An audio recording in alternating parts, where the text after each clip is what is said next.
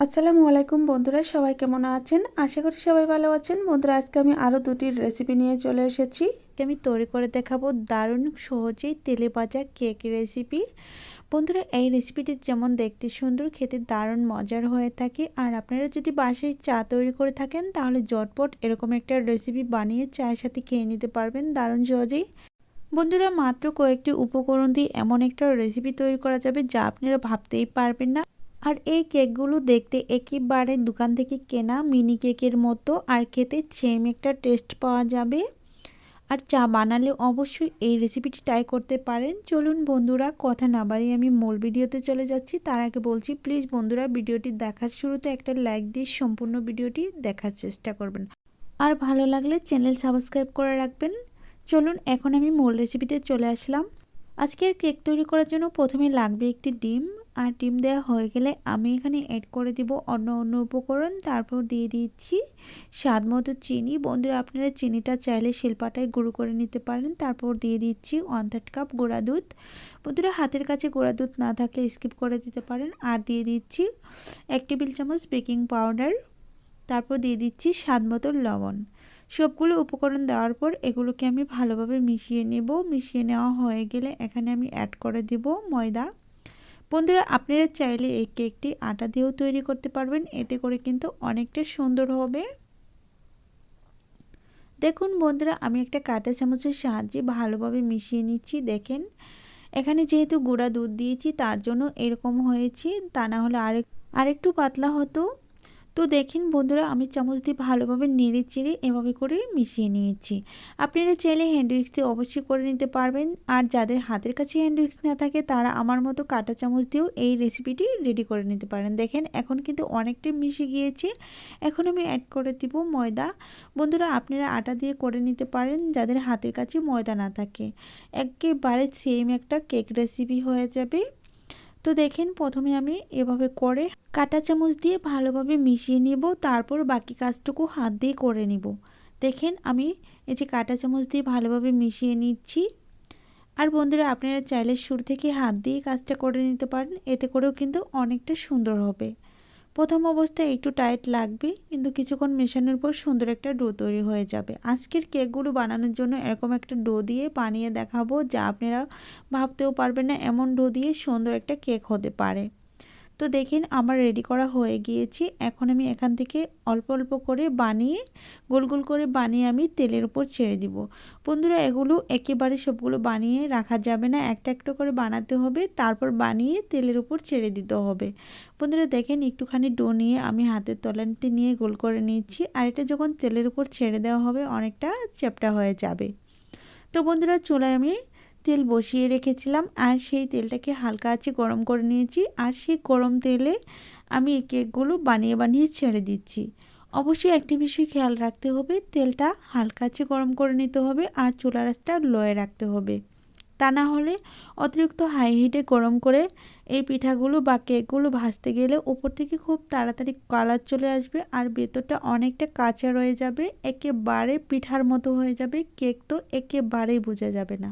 দেখেন বন্ধুরা, আমি কিছুক্ষণ পর দেখিয়ে দিচ্ছি, অনেকটা ফুলে গিয়েছে আর একটু চ্যাপ্টাও হয়ে এসেছে। দেখতেই পারবেন এটা ফুলে আরও বেশি ডবল হয়ে যাবে, যেহেতু আমরা এখানে বেকিং পাউডার অ্যাড করেছি।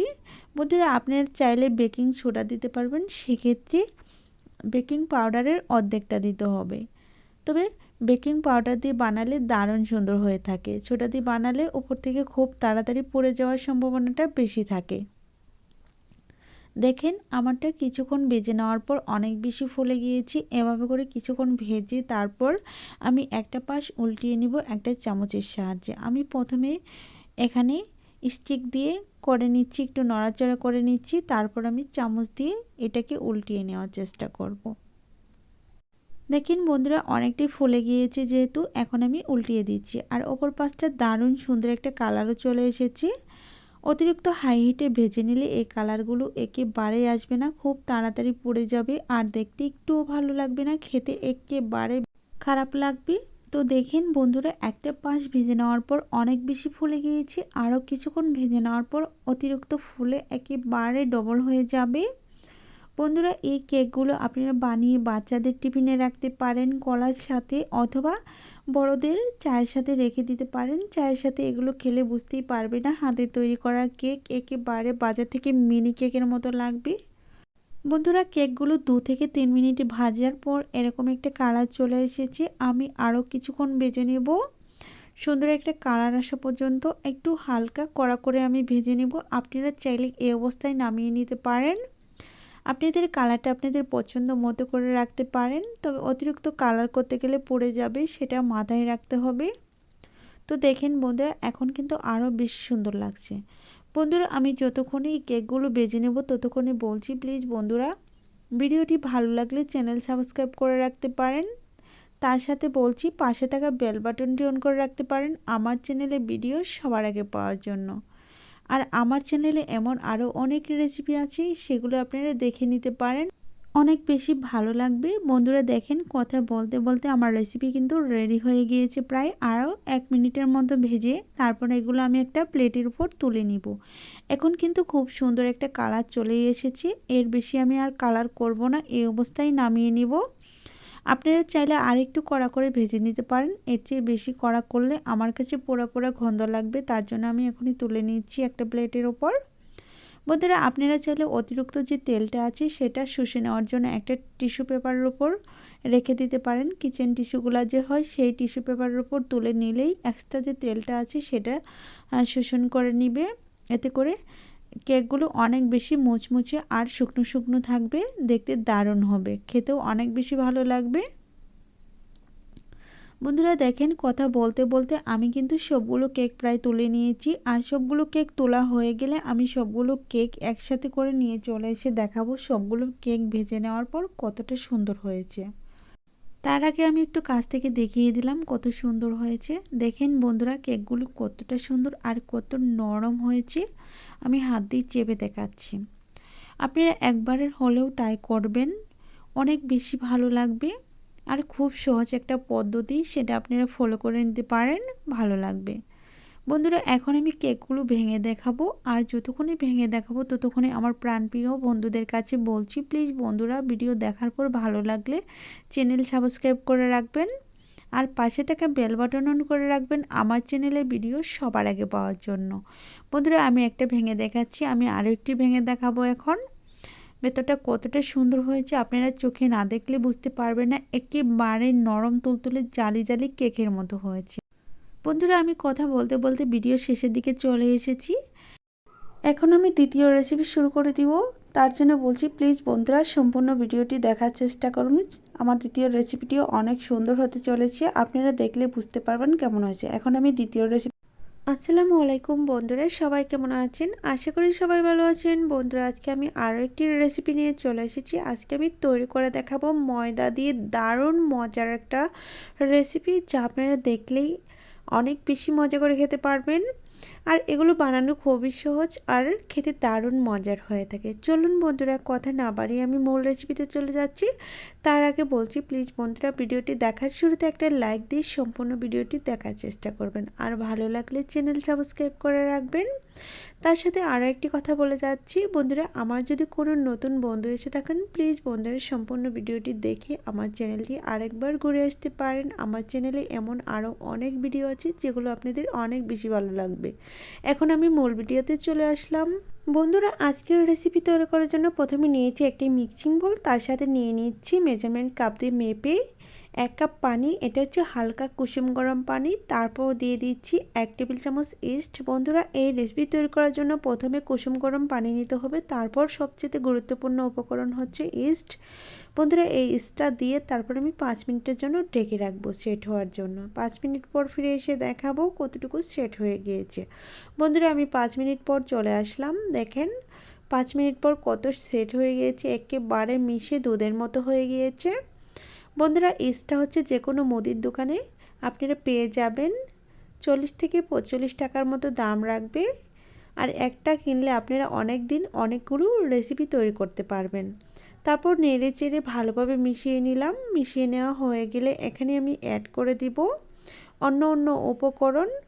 দেখেন আমি দিয়ে দিচ্ছি ময়দা। আপনারা চাইলে এই রেসিপিটি আটা দিয়ে তৈরি করে নিতে পারেন, তবে ময়দা দিয়ে তৈরি করলে দারুণ সুস্বাদু হয়ে থাকে। আমি এখানে 2 কাপ ময়দা নিয়ে নিচ্ছি 1 কাপ পানির জন্য, তারপর হাতের সাহায্যে ভালোভাবে মিশিয়ে নিচ্ছি। বন্ধুরা অবশ্যই হাত দিয়ে কাজটা করে নেওয়ার চেষ্টা করবেন, এতে করে ডোটা অনেকটা সুন্দর হবে আর নাস্তাগুলো তৈরি করতে খুবই সহজ হবে, যেটা আপনাদের সুবিধার জন্য আমি বলে দিচ্ছি। কিছুক্ষণ মেশানোর পর এমন অবস্থায় এসেছে, তারপরে আমি এটাকে গোল করে নিব। দেখেন কত সুন্দর সফট একটা ডো হয়েছে, যেটা আপনারা তৈরি করে নিতে পারেন খুব সহজেই। আমার কিন্তু তৈরি করে নেওয়া হয়ে গিয়েছে। এখন আমি হাতের সাহায্যে একটু গোল করে নিয়ে তারপর এভাবে করে রেখে দিচ্ছি। রেখে তারপর এটা ঢাকনা দিয়ে ঢেকে রাখবো 15 মিনিটের জন্য। এটা আমি রোদে রেখেছিলাম। দেখেন 15 মিনিটের মধ্যেই অনেকটা ফুলে গিয়েছে আর অনেক সেট হয়ে গিয়েছে। এখন আমি এটাকে একটু হাতের মধ্যে তেল লাগিয়ে নিয়ে তারপর আবারও একটু মিশিয়ে নেওয়ার চেষ্টা করব। দেখেন লেগে গিয়েছে আর ভিতরে অনেকটা বাতাস আটকে গিয়েছে। এই বাতাসটাকে হাত দিয়ে চেপে চেপে বের করে দিতে হবে। দেখেন খুব সহজেই এটা উঠে আসছে। অবশ্যই বন্ধুরা এই কাজটা করার সময় হাতে একটু তেল লাগিয়ে নেবেন। তারপর আমি এভাবে করে তুলে তারপর একটা বোর্ডের উপর তুলে নিচ্ছি। তারপর 2 হাত দিয়ে এভাবে করে গোল করে নিয়ে নিচ্ছি। গোল করা হয়ে গেলে এগুলোকে আমি ছুরির সাহায্যে কয়েকটি ভাগে ভাগ করে নিব। আমি যতগুলো নাস্তা তৈরি করব ততগুলো ভাগে ভাগ করে নিব। আপনারা চাইলে কম বেশি করে নিতে পারেন। আমি যে সাইজের নাস্তাগুলো তৈরি করব সেই সাইজ অনুযায়ী আমি কেটে নিব এগুলো। আপনারা ছোটো বড় যেভাবে ইচ্ছা এই নাস্তাগুলো তৈরি করে নিতে পারেন। আমার যেটা ভালো লাগে আমি সেই পদ্ধতিতে তৈরি করে নেব। বন্ধুরা দেখেন আমি একটা পাশ থেকে 3টি তুলে নিয়েছি, আরেকটা পাশ থেকে আমি বাকিগুলো তুলে নেব। এই যে ভাগ করে নিয়েছি, তারপর আলাদা করে নিয়েছি। এখন আমি এগুলোকে গোলাকার করে নিচ্ছি 2 হাতের সাহায্যে। দেখেন খুব সহজে গোল হয়ে যাচ্ছে, যেহেতু ময়দাটা গোলা একেবারে ঠিকঠাক হয়েছিল আর এগুলো তৈরি করতে কোনো রকম সমস্যা হচ্ছিল না। এই যে দেখেন কত সুন্দর গোল করে নিয়েছি। একটু হাত দিয়ে চেপে চেপে গোল করে নেওয়ার চেষ্টা করবেন। আমি একটা প্লেটে তুলে নিচ্ছি। সেমভাবে আমি আরও একটি গোল করে দেখাবো কত সহজে এগুলো গোলাকার করে নেওয়া যায়। বন্ধুরা এই নাস্তাগুলো বানিয়ে আপনারা চায়ের সাথে খেতে পারবেন বা সকাল বিকাল নাস্তা হিসেবে রাখতে পারেন, বাচ্চাদের টিফিনে রাখতে পারেন। কলা দিয়ে দিলে তারা অনেক বেশি মজা করে খাবে। তো বন্ধুরা দেখেন একই পদ্ধতিতে আমি সবগুলো গোল করে নিয়েছি। এখন আমি এগুলোর উপরে একটু হালকা তেল দিয়ে দিব। আমি এখানে সাদা তেল দিব, আপনারা চাইলে কালো তেল দিতে পারেন বা যে কোনো ফোড়ন দিয়ে দিতে পারেন। এতে করে খেতে ভালো লাগবে, দেখতেও অনেকটা সুন্দর লাগবে। আমি একটু করে তেল দিয়ে দিচ্ছি। এখন আমি এগুলো ভেজে নেওয়ার জন্য চুলায় চলে যাব। চুলায় আমি আগে থেকে একটা হাঁড়ি বসিয়ে রেখেছি আর সেই হাঁড়িতেই তেল দিয়ে তেলটাকে হালকা আছে গরম করে নিয়েছি। সেই গরম তেলে একটা একটা করে দিয়ে দিচ্ছি। দেখেন তেলটাকে অতিরিক্ত গরম করে ফেলা যাবে না, এতে করে খুব সহজেই কালার চলে আসবে আর খেতে একেবারেই ভালো লাগবে না। তো বন্ধুরা দেখতেই পাচ্ছেন আমি একসাথে করে 7টি পিঠা দিয়ে দিচ্ছি আর বাকি যেগুলো আছে সেগুলো আমি পরবর্তীতে ভেজে নেব। আমার 8টি পিঠা হয়েছে আর আপনারা চাইলে আরেকটু বড় করে 7টি অথবা 6টি বানিয়ে নিতে পারেন। তাছাড়া ছোটো করে আরও বেশি বানিয়ে নিতে পারবেন। কিছুক্ষণ ভেজে নেওয়ার পর এই পিঠাগুলোকে উল্টিয়ে দিতে হবে। নাস্তাগুলো ভাজতে খুবই সহজ, ভাজতে আনন্দ লাগে কারণ নাস্তাগুলো অনেক বেশি ফুলে যায়। দেখেন এখন কিন্তু ডবল হয়ে গিয়েছে। আমি যে অবস্থায় দিয়েছিলাম সেই অবস্থা পরিবর্তন হয়েছে, অনেকটা ফুলে গিয়েছে আর কালারটাও পরিবর্তন হয়ে এসেছে। বন্ধুরা দেখেন কথা বলতে বলতে আমি কিন্তু এই যে নাস্তাগুলো ভেজে নিয়েছি। যতক্ষণে আমি নাস্তাগুলো ভেজে নেব আর তুলে নেব ততক্ষণে আমার প্রাণপ্রিয় বন্ধুদের কাছে বলছি, প্লিজ বন্ধুরা ভিডিওগুলো যদি ভালো লেগে থাকে তাহলে অবশ্যই আমার চ্যানেল সাবস্ক্রাইব করে রাখবেন আর পাশে থাকা বেল বাটন অন করে রাখবেন আমার চ্যানেলে ভিডিও সবার আগে পাওয়ার জন্য। আর যদি আজকের ভিডিওটি দেখার পর ভালো লেগে থাকে তাহলে প্লিজ বন্ধুরা কমেন্টের মাধ্যমে জানিয়ে যাবেন আমার রেসিপি দেখতে কেমন হয়েছিল আর তৈরি করলে তাও জানিয়ে যাবেন আমার রেসিপি দেখতে কেমন হয়েছে বা খেতে কেমন হয়েছিল। দেখেন বন্ধুরা কালারটা অনেক সুন্দর হয়েছে। এখন আমি একটা একটা করে নাস্তা তুলে তারপর একটা প্লেটে তুলে নেব। দেখেন কত সুন্দর ফুলে গিয়েছে। বন্ধুরা এই রেসিপিগুলো আপনারা চাইলে মধুর সাথে খেতে পারেন, অনেক বেশি মজার হয়ে থাকে। তাছাড়া কলার সাথে খেতে দারুণ হয়ে থাকে। বাচ্চাদের টিফিনে রাখলে একটু মধু বা কলা দিয়ে দিতে পারেন, তারা টিফিনের সময় খেয়ে অনেক বেশি মজা করে খেতে পারবে। তো দেখেন একটা একটা করে আমি সবগুলো নাস্তা একইভাবে তুলে নিব, তুলে নিয়ে সবগুলো নাস্তা একসাথে করে নিয়ে চলে এসেছি। তো দেখেন আমার সবগুলো নাস্তা ভেজে নেওয়া হয়ে গিয়েছে। আমার এখান থেকে দুটো নাস্তা খেয়ে নিয়েছে, আমি এখানে 6টি নাস্তা নিয়ে চলে এসেছি, কারণ নাস্তাগুলো ভাজার পরপরই তারা খেয়ে নিয়েছে। এখন আমি নাস্তাগুলো একটু হাত দিয়ে চেপে দেখাবো, তারপর ভেঙে দেখাবো নাস্তাগুলোর ভেতরটা কেমন হয়েছে আর ভেতরটা কতটা ফুলকো হয়েছে, সেটা আপনারা যদি না দেখেন তাহলে বুঝতে পারবেন না। তো দেখেন বন্ধুরা, আমি ভেঙে দেখাচ্ছি কত ফুলকো আর কত নরম হয়েছে। দেখতেই পাচ্ছেন অনেকটা নরম আর অনেক বেশি ফুলকো ফুলকো হয়েছে। আপনারাও এমনভাবে রেসিপি তৈরি করে বাচ্চাদের টিফিনে রাখতে পারবেন, ছোটো বড়ো সকলের জন্য বা আত্মীয় স্বজন বা মেহমানের জন্য এই রেসিপিগুলো তৈরি করে নিতে পারবেন। অনেক সুন্দর হয়েছে।